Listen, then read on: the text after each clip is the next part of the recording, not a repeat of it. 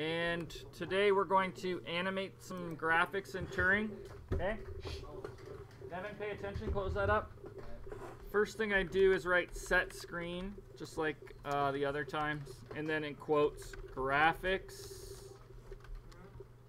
And it's colon, and then 800 semicolon 600. Is that right? Let's see. Yeah, we already did this, but do it for now because we're going to move this thing around the screen. So I'm going to draw an oval, and because my screen is 800 by 600, I'm going to put the center halfway in between 800 and 600, like that. So that's how you draw an oval. That you always give it, the first two numbers you give it are the x and y. And the second two numbers you give it are the radius and the x and the radius and the y. And then you can write a color. I'm just going to do red for now. So if I typed all this out right, I should see a red circle on my screen. I'm going to run that. It looks like a window that has a circle in the middle. Okay? If you have a typo in here, if you write graphics and then write like semicolon instead of colon, it still works, but it doesn't give you that window that's 800 by 600. It gives you this crazy wide window. Not what you want, right? So make sure the language is correct here. You always write set screen, then you write graphics, then you write colon, then you write 800 semicolon 600. Just a little bit awkward. That's called syntax in the coding world. When you talk about all the little details of the language, okay? So anyways, that should draw a red circle on the screen. Take a second to get that red circle on the screen. Okay, start a new project and follow along with me. Don't use your old one yet, okay? Just start a new one. I'll give you a few minutes to do that. Let me just pause my OBS. Sorry, I just got to pause it. So, let me see what happens if I move that over here. Oh, that's better. All right, so right now I've just got a circle drawing on the screen. Now what I want to do is I want to put the draw commands in a loop, like a loop that runs forever. So I'm just going to write loop like that, and then end loop. Okay? And that should still just draw the circle on the screen. I don't know, it might flicker. Let's have a look. It might not. Now, it still just draws it on the screen nicely, so that's perfect. Okay? But instead of just drawing it once, it's now drawing it as fast as the computer can draw it, because that loop is running over and over and over again, right? For instance, if I put the words hello on the screen here, okay, you could see it's saying hello and it's dragging the circle. I'm not going to do a put there. Okay.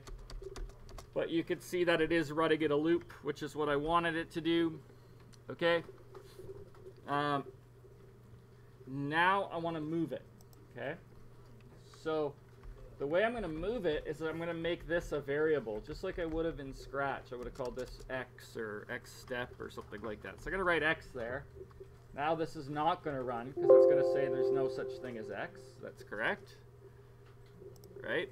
So I'm going to make that an integer variable. Var x colon int, and I'll give it the number 400. Colon equals 400. Right?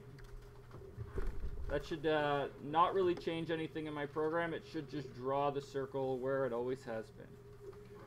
Right in the center. And for me, it does do that. It just does it on the other page there, but you can see that. Okay. I have to zoom in a little bit just because the code is so small in Turing. So there we go. If I want to make x increase, then it's no issue. I can just write x colon equals x plus 1. And that should, theoretically, move my circle as fast as it can.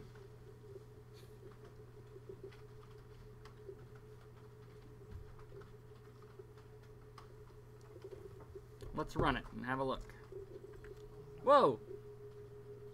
See how it smeared it? And it happened so fast, like I couldn't even really see what's going on. So I'm actually going to put a delay in here so that I can have a reasonable, I guess what we'll call it is a frame rate, okay? So I'm just going to go hit F10 and find out how to delay. There is a command in here called delay. And you just write delay, and then you write how many, it says duration is an integer, and it says the delay statement is used to cause the program to pause for a given time. The time duration is in milliseconds, so that's 1,000 equals 1 second. So if I do 1,000 in here, I'm just going to do it at the end of my loop. That's probably too long of a delay. You'll see it moving here. It's too slow. I can see it slowly budging there, but that's way too slow. What I'm actually going to do is delay it so that it runs 60 times a second. Okay? So what delay do I want if I want it to run 60 times per second? Well, 1,000 is 1 second, and I'm going to divide that by 60. About 16.6, but I need to give it an integer, so I'm going to write 17 in there. That's a typical frame rate for any game that you play. You want about 60 frames a second for most older monitors, so that'll be fine for this one. Now let's look. It's moving. Okay? Good. It is moving. It's not erasing. Okay?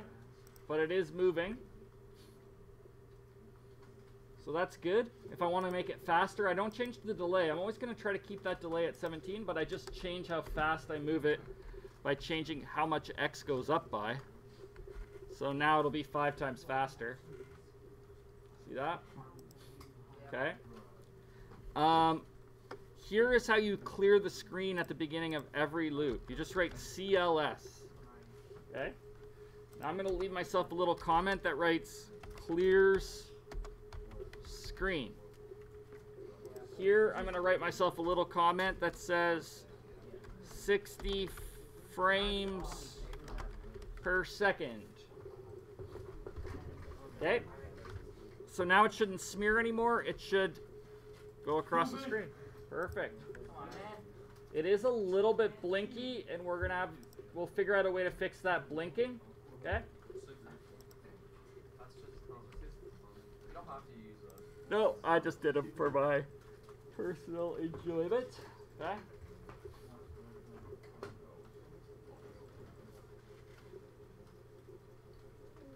Here is how you get rid of that blinking. You go like this. You go view.set, and then you write off screen only. It basically tells it to not to draw it to the monitor as soon as you draw it. Okay? It says wait till the end of the frame to draw it. And then what you do to draw everything so that everything draws all at once, you go view.update. I think that's it. So these two commands together stop all of your stuff from blinking. Basically, they say, draw everything to your graphics card, and then when you're done and everything's finally drawn, click on view.update and everything will go to your monitor. Okay? Draw everything to monitor. Let's see if it stops blinking. Yep. Yeah. If it's still blinking, it's because you spelled off screen only wrong. Guaranteed. Watch what happens when I spell off screen only wrong. It's a common one I see. 3 E's. I don't know. I don't ask why people do that, but oh, it didn't even blink. Look at that. Okay. But it is off screen only, all one word. Yeah, but it still halts while going to. Yeah, that'll go. I don't know why it halts actually. Once you get a few more things drawn, I think you won't notice that. Okay. So that's good. Let's suppose I want to bounce this thing off the screen. Okay. All right, so let's bounce it off the left edge. So what I'm going to do is I'm going to make a variable just like I would have in Scratch. I'll call it x step, and I'll make it equal 5. Okay? And then instead of putting 5 here, I'll put x step. Yeah? Okay? So what should happen? Nothing different should happen. It should just go x. It should just see it as x plus 5, and it'll go off the edge of the screen there. Okay? If it has an error, then you type something wrong. It usually gives you a message like variable doesn't have a value. Then you know you forgot to set it to 5 or something like that, right?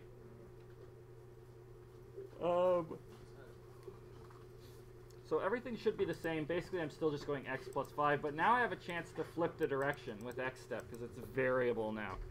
And the way I'm going to do it is I'm going to say if x is ever greater than 700, the reason why it's 700 is because my screen is... Actually, I'm going to go... it should be 800, but watch what happens. Then, what I want is x step to equal minus 5, right? So that it bounces in the other direction. You'll see what happens. It won't quite hit the edge. It'll go past the edge a little bit. See that? The reason why is because the circle is based around the center of the circle, but it's got a radius of 50. So this should actually be 750 and not 800. Because 800 is the width of the screen, but 50 of the radius is going to hit first at the edge there. So now it should bounce nicely off the one edge anyways. I don't have an if statement for the other edge, but that's how you get something to bounce around if you want. Really? That would be a little trickier. Yeah. Or a lot trickier. I'll show you how to do that later. It's with sine and cosine now. Oh. You remember those? Yeah. That's how you do it, right?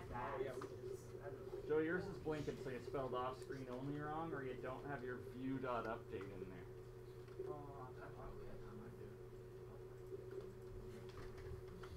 I always have like the beginning of my loop is always a CLS, and the end of my loop is always view.update and delay 17. That'll make it nice and smooth every time. Okay, I'm gonna get rid of the movement for now. Okay, so I'm just gonna comment this out so my circle is right in the middle of the screen like that, and then I'm gonna draw a square underneath it. Okay, so or maybe I'm gonna draw a square like right around here. I'm gonna try to get it kind of like this area. Okay. So let's do that. I know that when you fill a box, it needs the bottom left corner and the top right corner. Let me just draw what that looks like on paint or something here. Paint.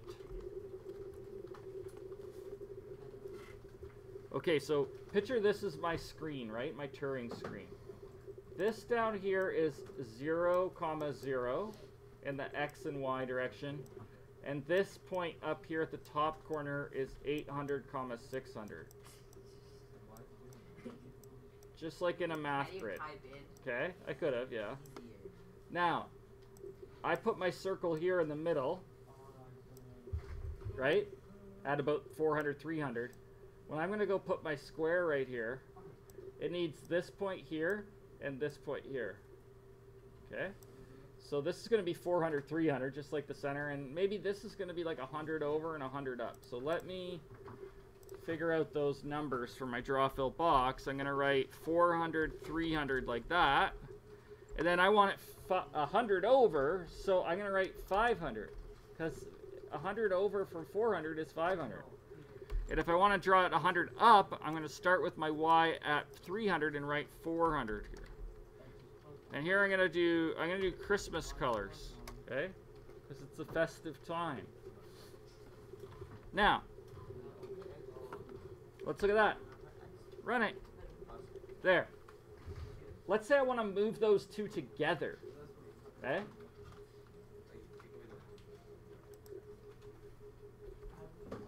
I would write X here as well, okay? And then I would still keep my x. So they should move together now, okay? They should both be moving with the same variable, and that's what helps them move together. Oh, but what? I have an issue. I'm just canceling. Yeah. What I did was I only set the variable here, but for the box, this has to change too, right? So instead of writing x here, I'm going to write x plus 100, because it's always got to be 100 over from the other one. Okay? It should always be 100. So there you go. Now it does it. Okay? So if I want to move things together, I can tie them together with a variable, but boxes are a little different. They have 2 x's and 2 y's, so you got to be aware of that, right? If I have 2 x's, an x and a y here, and an x and a y here, then I have to write x here, and then plus the size of the box, and that'll make them move together. Let's say I want this one to be like 20 pixels away from 400. So I would write x plus 20, and here I would write x plus 120. And then it would move move them together, but one would be a little bit farther away than the other. Just move everything over to the left, or right, sorry. Okay? So that is the basic idea of how to make stuff move. Now, before we left on the break, one second. Before we left on the break, I kind of gave you this code in Google Classroom, and I just said, oh, paste all your draw commands here. So that's what you have to do. If you put any draw commands outside of the loop, they'll get erased, right? And then they will never show up again. So even if you have stuff that's not going to move, it still has to be drawn every single frame, because every time your loop runs, it clears the screen, okay? So today, what I want you to do on the Google Classroom here is take that cool Turing animation that you made and add some cool animation features to it. So let's add that assignment here.